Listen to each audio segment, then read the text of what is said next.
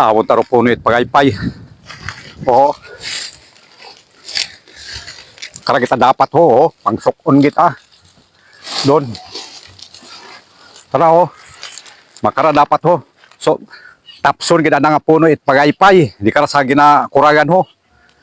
Ay, agudwat pagtubo. Maski hindi mo pag-isprayan na kung hisuka kita kung taraho, pares karaho.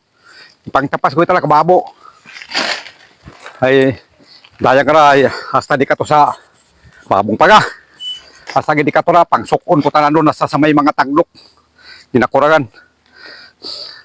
Sandagang gagahit. Ay ako ang ron naga-clearing di kara sa pilapil nga ginakuragan. Ay hindi ginabi nandam ako kahit yung gid. Kababo pang paga.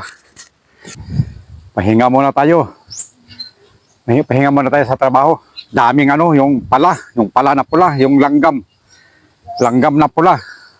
Pag tawagin dito sa Aklan, yung pala yung dito sa taas ng mga kahoy sa ginagahitan namin. Daming paga. Pahinga muna. So, tingnan muna natin yung nagahitan ni Bongbong. At saka yung nalinisan ko na. Si Erwin nandun sa kabila, at saka si Rode.